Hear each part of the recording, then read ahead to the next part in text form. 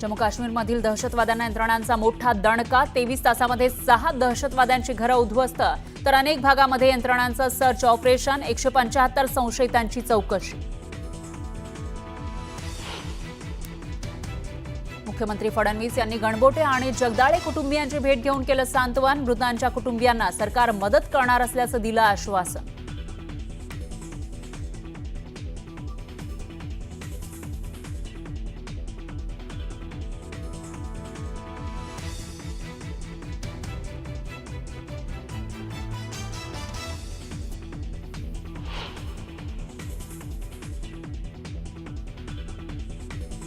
महाराष्ट्रातील पाकिस्तानी नागरिकांची आकडेवारी समोर। अल्पकालीन व्हिसा असलेले 55 पाकिस्तानी महाराष्ट्रात। ठाण्यामध्ये सर्वाधिक 19, तर नागपुरात 18 पाकिस्तानी नागरिक।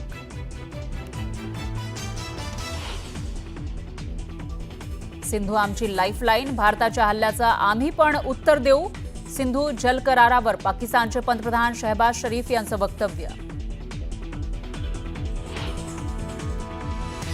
सिंधू घाटीमध्ये एकतर पाणी वाहणार किंवा त्यांचं रक्त, पीपीपीचे प्रमुख बिलावल भुट्टोंचं चिथावणीखोर वक्तव्य। पोलिसांबद्दल बोलताना आमदार संजय गायकवाड यांची जीभ घसरली। पोलीस 50 लाख पकडले तर 50,000 दाखवतात। संजय गायकवाड यांचं सरकारला घरचा आहे।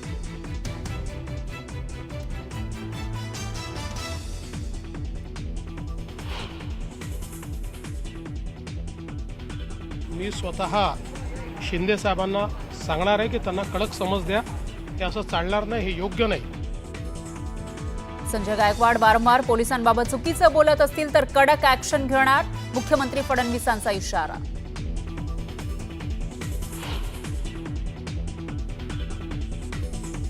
भिवंडीमध्ये स्वागत कंपाऊंडमधील फर्निचर गोडाऊनला भीषण आग।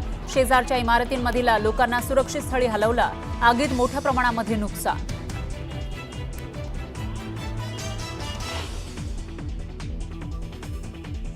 जेऊर आरोग्य केंद्रामध्ये मोठा हलगर्जीपणा। शस्त्रक्रियेनंतर महिलांना चक्क जमिनीवर झोपवलं। दोषींवर कारवाई करण्याची मागणी।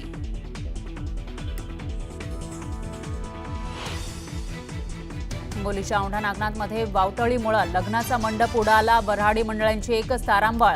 4 ते 5 जण किरकोळ जखमी।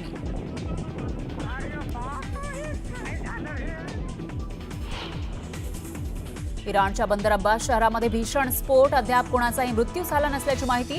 नागरिकांमध्ये मात्र भीतीचं वातावरण।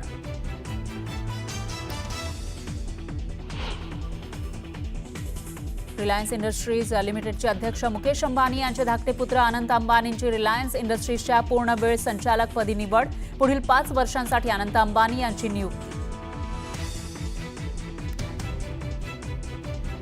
हवा छत्तीसगडमध्ये 1500 माओवादी असल्याचा दावा करण्यात आला आहे। जंगलात सुरक्षा दलाकडून 5 दिवसांपासून सर्च ऑपरेशन सुरू आहे। करेगट्टा परिसरातील माओवाद्यांना घेरण्याचा प्रयत्न जवानांनी केला। मागील 5 दिवसांपासून सुरू असलेल्या ऑपरेशनमध्ये सहभागी असलेले जवान आयईडीच्या स्फोटात जखमी झाले। 3 राज्यांच्या सीमेवरील करेगट्टा पहाडीवर माओवाद्यांना कंठस्थान घालण्याचा प्रयत्न सुरू आहे। बीडच्या खडकत गावातील राडा प्रकरणातील 21 जणांना अटक करण्यात आली आहे, तर 45 जणांविरोधात गुन्हा दाखल करण्यात आलाय। झेंडा काढण्याच्या वादातून राडा झाला होता। नाशिकच्या गोदावरी नदीमधील पाणी वापराला बंदी आणण्यासाठी उच्च न्यायालयानं याचिका दाखल केली आहे। नदीचं पाणी पिण्यास बंदी घालण्याची मागणी या याचिकेमध्ये करण्यात आली आहे। कुंभमेळ्याच्या आधी पाणी स्वच्छ न झाल्यास कुंभमधील स्नानावरही बंदी घालावी अशी मागणी करण्यात आली आहे। मुंबई विमानतळावरील शिवरायांचा पुतळ्यावरून केंद्र सरकारनं नोटीस बजावली आहे। डीजीसीएच्या सर्वेक्षणानंतर शिवरायांचा पुतळा अडथळा म्हणून घोषित करण्यात आलाय। या घटनेनंतर शिवप्रेमींकडून संताप व्यक्त केला जातोय। मालवणमधील शिवरायांच्या पुतळ्याचं काम 100% झालेलं आहे। आता ग्रॅनाइट लावण्याचं काम सुरू असल्याची माहिती शिल्पकार अनिल सुतार यांनी दिली आहे। सोलापूरच्या पुनर्वसन विभागातील बहुचर्चित घोटाळ्याची उच्चस्तरीय चौकशी होणार आहे। यामुळे तत्कालीन उपजिल्हाधिकारी, तहसीलदार आणि लिपिकांच्या अडचणीत वाढ होण्याची शक्यता आहे। भिवंडी तालुक्यातील स्वागत कंपाऊंडमध्ये असणाऱ्या फर्निचर गोडाऊनला अचानक भीषण आग लागली। या आगीचं स्वरूप एवढं भयंकर आहे की आगीच्या ठिकाणी 7 ते 8 गोदामं भक्ष्यस्थानी पडली। दरम्यान आगीवर नियंत्रण मिळवण्याचे प्रयत्न सुरू होते. मुंबई अहमदाबाद राष्ट्रीय महामार्गावर मोठी वाहतूक कोंडी झाली होती. वसई ते घोडबंदर दरम्यान 12 ते 14 किलोमीटरपर्यंत वाहनांच्या रांगा दिसून आल्या. त्यामुळे प्रवाशांना नाहक त्रास सहन करावा लागला. वसई विरारमध्ये यंदा पाणी तुंबू नये यासाठी योग्य उपाय योजना करा. आमदार स्नेहा दुबे पंडित यांनी अधिकाऱ्यांना तसे निर्देश दिले. घाटकोपरमध्ये रमाबाई नगर इथल्या उड्डाणपूल वाहतुकीसाठी खुला करण्यात आलाय. पालकमंत्री आशिष शेलार यांच्या हस्ते उड्डाणपुलाचं उद्घाटन करण्यात आलं. पुण्यात आरटीओ कार्यालयानं 100 रिक्षा चालकांवर कारवाई केली आहे. यामध्ये भाडे नाकारणे, गरजेपेक्षा जास्त भाडे घेणे, फास्ट मीटर आणि उद्धट वर्तन अशा तक्रारींवरून ही कारवाई करण्यात आली आहे. महाराष्ट्र राज्याच्या स्थापनेला 65 वर्ष पूर्ण होत असल्यानं राष्ट्रवादी काँग्रेसकडून संयुक्त महाराष्ट्र गौरव यात्रा काढली जाते. ही यात्रा सांगलीमध्ये दाखल झाली. यावेळी राष्ट्रवादीच्या कार्यकर्त्यांकडून रथ कलश यात्रेचं जल्लोषात स्वागत करण्यात आलं. संतोष देशमुख हत्या प्रकरणातील मुख्य आरोपी वाल्मिक कराडसह सर्व आरोपींना वेगवेगळ्या जेलमध्ये ठेवा अशी मागणी भाजपचे आमदार सुरेश धस यांनी केली आहे. भाजपचे अध्यक्ष जे.पी. नड्डा आज पुणे जिल्ह्याच्या दौऱ्यावर आहेत. या दौऱ्यादरम्यान जे.पी. नड्डा यांनी श्रीमंत दगडूशेठ गणपतीचं दर्शन घेतलं. उपमुख्यमंत्री अजित पवार आज परभणी जिल्हा दौऱ्यावर आहेत. यावेळी त्यांनी पोखणीमध्ये नरसिंह देवस्थानाचं दर्शन घेतलं. मावळमध्ये लाडक्या बहिणींसाठी अद्ययावत नाट्यगृह करण्यात यावं. मकरंदा नासपुरे यांनी आमदार सुनील शेळके यांच्याकडे ही मागणी केली आहे. जळगावमध्ये महसूल विभागाच्या अधिकाऱ्याचा आणि कर्मचाऱ्यांचा सन्मान करण्यात आला. यावेळी पालकमंत्री गुलाबराव पाटील यांच्या हस्ते उत्कृष्ट कामगिरी करणाऱ्या अधिकाऱ्यांचा गौरव करण्यात आला. पंढरपूरच्या करमाळा तालुक्यातील जेऊर आरोग्य केंद्रातील डॉक्टरांचा हलगर्जीपणा समोर आलाय. शस्त्रक्रियेनंतर महिलांना चक्क जमिनीवर झोपवण्यात आलं. बेड उपलब्ध नसल्यानं महिलांना जमिनीवर झोपवण्यात आल्याचा धक्कादायक प्रकार समोर आला. हिंगोलीच्या औंढा नागनाथ तालुक्यातील सुकापूर इथं वावटळीमुळे लग्न मंडप उडालं. त्यामुळे बऱ्हाडी मंडळींची एकच तारांबळ उडाली. या घटनेमध्ये 4 ते 5 जण किरकोळ जखमी झाले. आपलं सरकार सेवा केंद्रातील शुल्कात दुपटीनं वाढ झाली आहे. त्यामुळे शासकीय कामांसाठी लागणाऱ्या विविध दाखल्यांसाठी नागरिकांना अधिकची रक्कम मोजावी लागते. याचा सर्वसामान्य नागरिकांना फटका बसतोय. जालना शहराचा पाणी प्रश्न दिवाळीपर्यंत मिटणार आहे. जालना शहराला पाणी पुरवठा करण्यासाठी उभारण्यात येत असलेल्या 35 दशलक्ष लिटरच्या जलशुद्धीकरण प्रकल्पाचं काम अंतिम टप्प्यात आलंय. आर्थिक डबघाईला आलेल्या उस्मानाबाद जिल्हा मध्यवर्ती बँकेच्या बलसूर शाखेनं शेतकऱ्यांना 1,87 लाख रुपयांच्या पीक विम्याचं वाटप केलंय.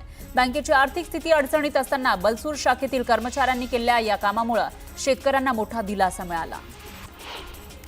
नांदेड शहरातून वाहणाऱ्या गोदावरी नदीमध्ये जलपर्णी मोठ्या प्रमाणात वाढली आहे. त्यामुळे जलचरांना धोका निर्माण झालाय. नदीतील प्रदूषणाकडे पालिकेचं दुर्लक्ष होत असल्याचं चित्र आहे. मालेगाव शहर परिसरासह ग्रामीण भागामध्ये उष्णतेची लाट कायम आहे. मालेगावचं तापमान 43.2 अंश सेल्सिअसवर पोहोचलं. तर उष्णतेमुळे बाजारपेठांमध्ये शुकशुकाट पाहायला मिळतोय.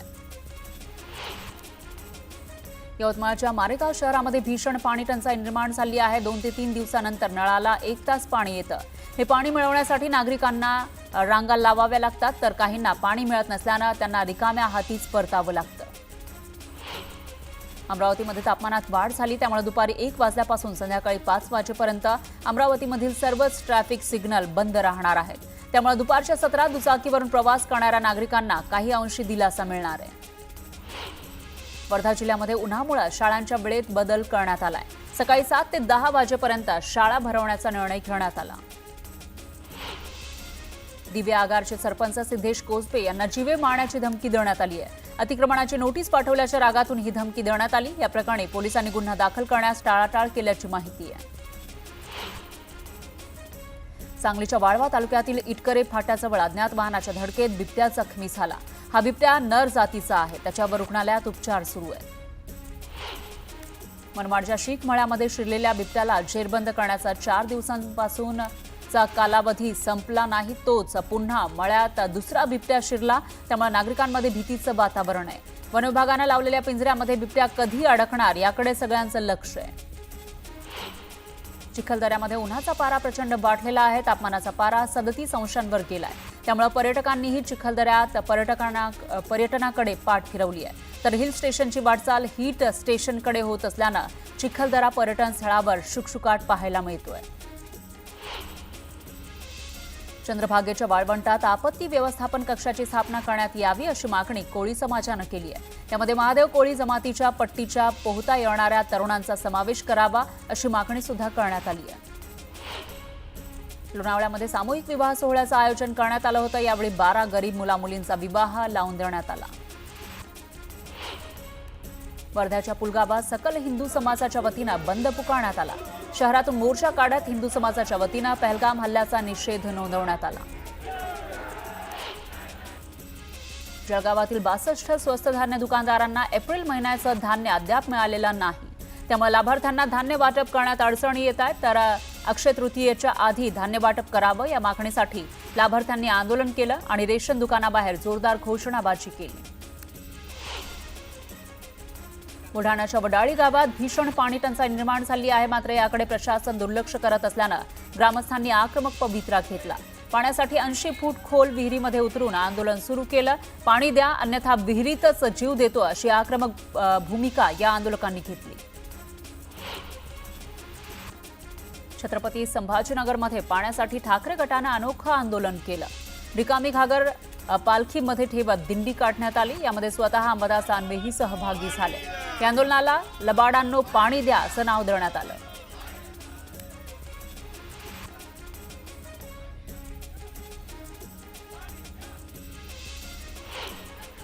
उपमुख्यमंत्री अजित पवार परभणी दौऱ्यावर आहेत. यावेळी त्यांच्या दौऱ्याआधी युवक काँग्रेसच्या वतीनं शेतकऱ्यांच्या कर्जमाफीसाठी आंदोलन करण्यात आलं. यावेळी चुन्याच्या डब्या रस्त्यावर फेकत अजित पवार यांचा निषेध करण्यात आला. या प्रकरणी पोलिसांनी आंदोलकांना ताब्यात घेतलं. यवतमाळच्या पुसद तालुक्यातील शेबाळ पिंपरी ते इसापूर या 3 किलोमीटर रस्त्याचं काम मागील 2 वर्षांपासून रखडलंय. मुख्यमंत्री ग्राम सडक योजनेतून या रस्त्यासाठी 1,80,00,000 रुपये इतका निधी देण्यात आलाय. पण तरीही काम सुरू न झाल्यानं संतप्त ग्रामस्थांनी रस्त्याच्या मागणीसाठी रास्ता रोको आंदोलन केलं. यानंतर